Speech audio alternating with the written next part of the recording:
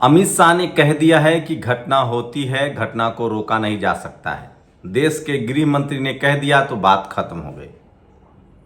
बाकी इस देश में अंधविश्वास को बढ़ाने वाले लोग को काम पर लगा दिया गया है। जाको राखे साइयां मार सके ना कोई। सोचिए, जो शख्स एकमात्र जिंदा बचे हैं वो 11A पर बैठे हुए थे, उसके बगल में इमरजेंसी एग्जिट होती है। वो इमरजेंसी एग्जिट टूट गया दरवाजा और वो नीचे गिर गए और इस वजह से उनकी जान बच गई।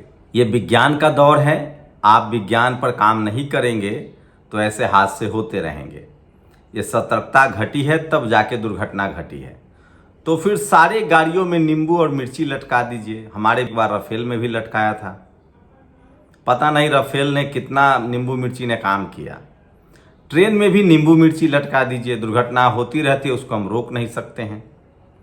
सोचिए, जब जहाज का आविष्कार हुआ था तब क्या था जहाज, और आज कितना आगे है। दिन पर दिन विज्ञान आगे बढ़ रहा है। उसके तमाम जो प्लस पॉइंट है, जो उनकी प्रॉब्लम्स है, उनको ठीक किया जा रहा है। लेकिन नहीं, हम तो बैठे हैं किस्मत के सहारे।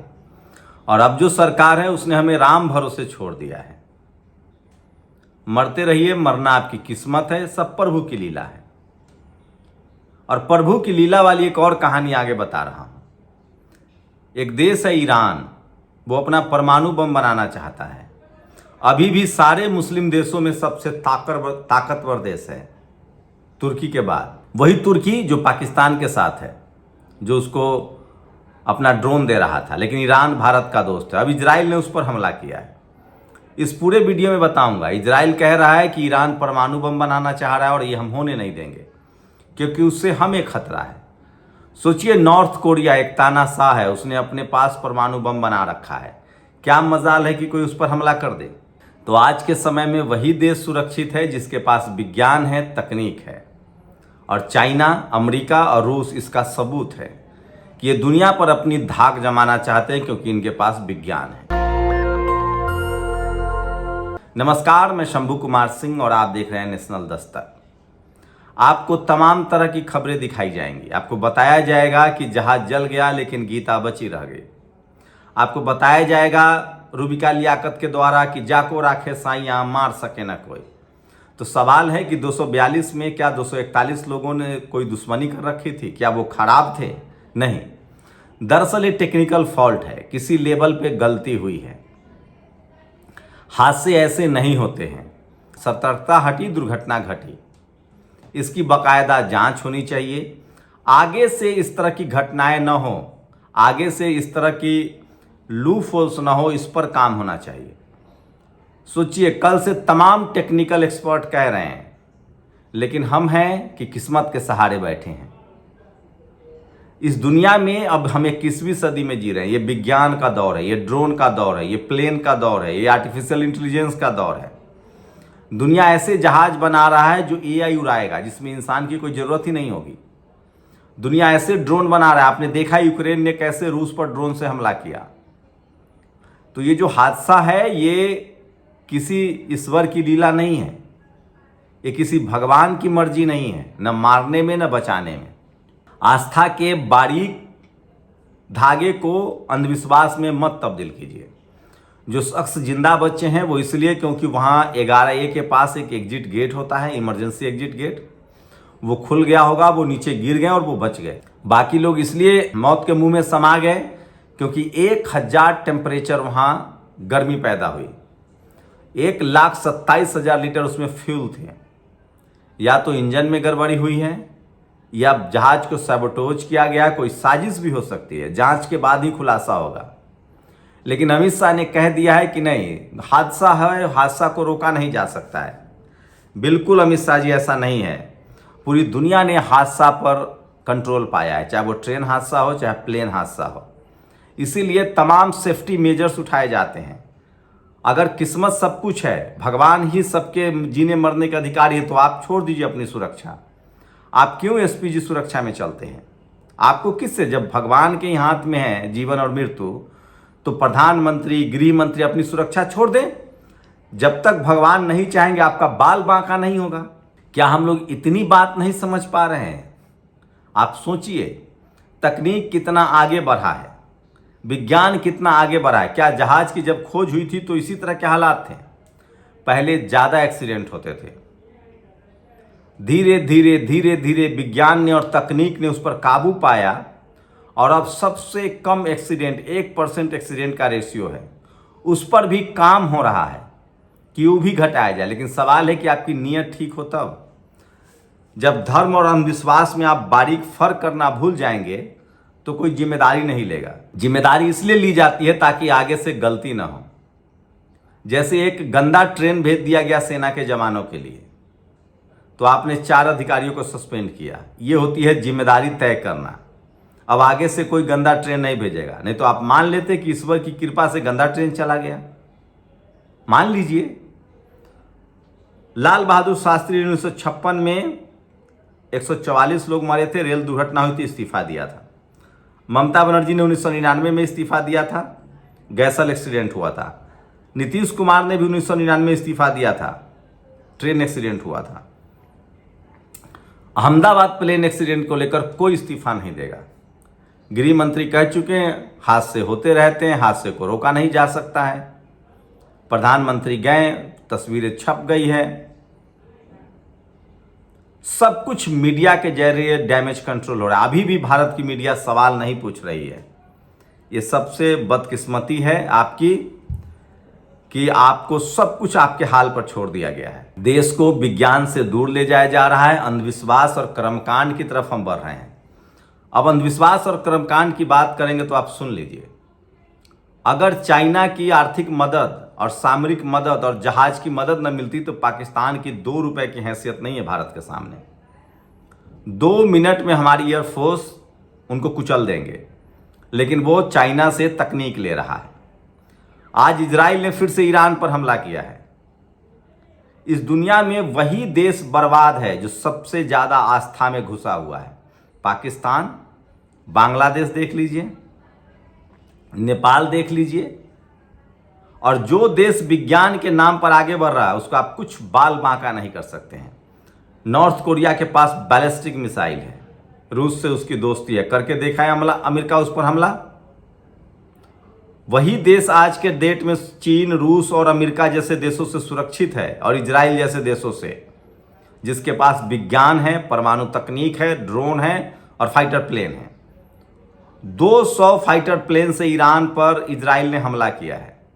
इजराइल एक मामूली छोटा सा देश है, बेंजामिन नेतन्याहू इसलिए सीना चौड़ा करके चलता है क्योंकि उसके पास विज्ञान है। लेकिन किसानों का देश फिलिस्तीन, जो सबसे बड़ा धार्मिक और मजहबी जगह है, लेकिन उसके बाद भी वो अपनी सुरक्षा नहीं कर पा रहा है क्योंकि उसके पास एयरफोर्स नहीं है, नेवी नहीं है, मिलिट्री नहीं है। आप सोचिए, आस्था और अंधविश्वास में फर्क करना सीखिए। और एक तो बेंजामिन नेतन्याहू, तीसरा वर्ल्ड करा के रहेगा। दुनिया में कुछ सिर चढ़े राष्ट्रपति बन गए हैं, उसमें पुतिन भी है। सबसे बड़ा सर चढ़ा आदमी है बेंजामिन नेतन्याहू। ये इंसानियत का दुश्मन है। ये सिर्फ अपनी सत्ता बनाए रखने के लिए इसने अपने देश को युद्ध में धकेल दिया है, और वहां के नागरिकों को डर दिखा रहा है कि अगर युद्ध नहीं करेंगे तो आप सुरक्षित नहीं रहेंगे। सोचिए, आज के समय में आप गाड़ी चलाते हैं तो आपका एक्सीडेंट ना हो, इसके लिए जरूरी नहीं कि आप सही रहे, अगला भी सही रहे। तो आज के डेट में इन तानाशाहों से वही देश बच सकता है जिसके पास तकनीक हो और विज्ञान हो। तो सबसे बड़ा तानाशाह ये बेंजामिन नेतन्याहू है, जो इजराइल का प्रमुख है। ये अपने देश में सत्ता में बने रहने के लिए दुनिया को वर्ल्ड वॉर पर झेल रहा है। दूसरे नंबर पर ट्रंप है, आप जानते ही हैं, कुड़मगज आदमी है। भारत को कैसे इंटरफेयर कर रहा है। कल भी उसकी भाषा वैसे थी, भारत मजबूत देश है, देख लेगा अपना।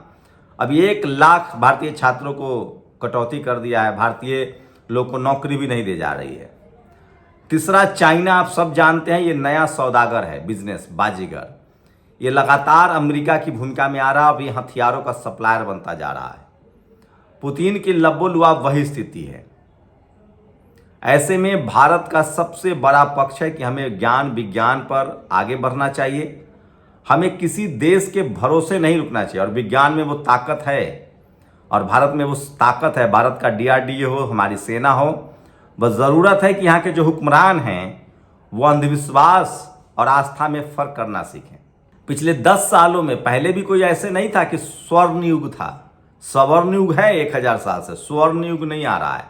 स्वर्ण युग 1000 साल पहले था, जब सम्राट अशोक की सामरिक शक्ति थी। उस समय के हिसाब से जब युद्ध घोड़ा और हाथी से और हथियारों से होता था तो सम्राट अशोक मजबूत था। बाद में मनुवाद जातिवाद थोप दिया गया, मुगल ने आपको लूटा, अंग्रेजों ने लूटा। अब आप कम से कम अब स्वर्ण युग में जाना है तो अब विज्ञान की जरूरत है। ड्रोन बनाना पड़ेगा, फाइटर प्लेन बनाना पड़ेगा, आपको स्कूल कॉलेज यूनिवर्सिटी खोलना पड़ेगा, आपको ऑटोमोबाइल्स पर काम करना पड़ेगा, आपको सेमीकंडक्टर पर काम करना पड़ेगा। अगर आप दुनिया में अमीर होना चाहते हैं, सिर्फ आप साबुन तेल नमक हल्दी धान मिर्ची बेच के अमीर नहीं हो सकते हैं। दुनिया के सारे देश अब अपने लिए खाना जितना उनको चाहिए उतना उपजा ले रहे हैं। एग्रीकल्चर, हमारे धन्ना सेठ एग्रीकल्चर बिजनेस में है, बस तेल नमक हल्दी बेचेंगे। और दुनिया भर में जो तकनीक बन रहा है उसको लाकर आपके जैसे 100 रुपए में अमेरिका से सामान खरीदेंगे 200 में बेचेंगे, 500 से अमेरिका में सामान खरीदेंगे 700 में बेचेंगे, चीन से सामान बेचेंगे 100 रुपए का, यहाँ 200 में बेचेंगे। यहाँ नया अब वही लोग पिछले 15 साल में देखिए, पिछले 15 साल में देखिए कौन लोग अमीर हुए जो हल्दी धनिया बेच रहे हैं। अंबानी अडानी क्यों नहीं अमीर हो रहा है? अमीर कौन हो रहा है? जो नए तकनीक खोज रहा है। बिल गेट्स अमीर हुआ माइक्रोसॉफ्ट लेकर, ये एलन मस्क अमीर हुआ टेस्ला बैटरी कार लेकर। अब चाइना ने सब पर कब्जा कर रखा है। अब अमीर वही होंगे जो ड्रोन बनाएंगे, जो मिसाइल बनाएंगे, जो नई तकनीक के स्पोर्ट्स बनाएंगे और जो सुपरसोनिक जहाज बनाएंगे, जो इंटरनेट की खोज करेगा। इसीलिए भारत में ज्ञान विज्ञान की जरूरत है। और जब विज्ञान तकनीक मजबूत होगा तो हमारे प्लेन भी नहीं क्रैश होंगे, हमारा देश भी सुरक्षित रहेगा और कोई हमारी तरफ ये पाकिस्तान चाइना आंख उठा के भी नहीं देख सकता है। इसलिए मैं कह रहा हूं, जो अंधविश्वास है, कर्मकांडी है, अंधविश्वास है, जिसको धर्म और आस्था में फर्क नहीं पता है, वो इस देश के दुश्मन है, राष्ट्रवादी तो नहीं हो सकते हैं। मुट्ठी भर लोगों का पेट चलता है अंधविश्वास से और इसने पूरे देश पर थोप रखा है, क्योंकि वही मुट्ठी भर जातिवादी मनुवादी टीवी अखबार पर उनका कब्जा है। वो कहानियां गढ़ते रहते हैं, सोचिए, वो कहानी गढ़ते रहते हैं। इस हादसे में भी अंधविश्वास फैलाया जा रहा है। जाको राखे साइया, गीता नहीं जला। आप कल्पना कर सकते हैं, अंधविश्वास की एक इंतहा होती है। तो क्या 242 में से 241 लोगों से भगवान की दुश्मनी थी? वो छोटे छोटे मासूम बच्चे क्या कर रहे थे भगवान का? ये हादसा है और हादसा पर अमित शाह जी कंट्रोल किया जा सकता है तकनीक से। देश को विज्ञान की जरूरत है, कॉलेज यूनिवर्सिटी की जरूरत है, प्रकृति को बचाने की जरूरत है, नेचर को बचाने की जरूरत है। प्रकृति और विज्ञान, आपको सर्विस सेक्टर में जाना पड़ेगा। यह हादसा सतर्कता हटी, दुर्घटना घटी। अगर अंधविश्वास से देश चलाना है तो सारे जहाजों में नींबू मिर्ची टांग दीजिए, सब ठीक रहेगा। और जब सब ईश्वर के हाथ में तो आपको कुछ करने की जरूरत ही नहीं है। ये अंधविश्वास और आस्था से दूर रहिए। आस्था आपकी आस्था है, अंधविश्वास अलग चीज है। जहाज विज्ञान ने बनाया, उसको बचाएगा भी विज्ञान। अगर सब कुछ किस्मत के सहारे है तो वही 10 किलोमीटर के रेडियस में पैदल चलिए। आपके ट्रेन एक्सीडेंट हो रहे हैं क्योंकि आप टेक्निकल साउंड नहीं है। दुनिया ने एक्सीडेंट को रोका है, दुनिया ने बीमारी को रोका है। पहले हैजा से लोग मर जाते थे, सोचिए ORS का घोल नहीं बनता, सबसे ज्यादा लोग हैजा से मरते थे, गंदा पानी पीने से। ORS आया, पानी साफ करने की तकनीक आई, आज जल नल है। आप सोचिए, दुनिया, पहले लोग हार्ट अटैक से मरते थे, दुनिया एवरेज उम्र बढ़ी है लोगों की विज्ञान की वजह से, दवाई की वजह से। इसलिए विज्ञान और अंधविश्वास में फर्क करना सीखिए। आस्था आपका भी हो सकता है, आस्थावान होना अच्छी बात है, मानसिक रूप से आप मजबूत होते हैं, लेकिन आस्था और अंधविश्वास में फर्क कीजिए। आप जहाज भी चढ़ेंगे तो मंत्र नहीं बचाएगा आपको, विज्ञान बचाएगा, तकनीक बचाएगा। आप रेल चढ़ेंगे, मंत्र नहीं बचाएगा आपको, तकनीक बचाएगा, विज्ञान बचाएगा। और इसके लिए सरकार की जिम्मेदारी है। पिछले 10 साल से ये सरकार, हम लोग की क्या दुश्मनी है बीजेपी से? ये सरकार सिर्फ लोगों को धार्मिक दोहन कर रही है, आस्था का अंधविश्वास में तब्दील कर रही है, लोगों को धार्मिक डर दिखाकर, धर्म का डर दिखाकर, धर्म के नाम पर बरगलाया जा रहा है, देश को पीछे ले जाया जा रहा है। और देखिए क्या हाल हुआ फिलिस्तीन का। अभी ईरान पर हमला हो रहा है। जो देश विज्ञान की तरफ नहीं जाएगा, ज्यादा अंधविश्वास में फंसेगा, उसकी बर्बादी तय है। आप लोग अपनी प्रतिक्रिया जरूर दीजिए। शुक्रिया। दस्तक की आपसे गुजारिश है कि अगर इसको बचाना चाहते हैं तो नेशनल दस्तक को सब्सक्राइब करने के लिए रेड कलर के सब्सक्राइब बटन को दबाएं, फिर बेल आइकन की घंटी दबाएं। नेशनल दस्तक को बचाने के लिए बहुत जरूरी है कि हर खबर को शेयर करें, लाइक करें, कमेंट जरूर करें।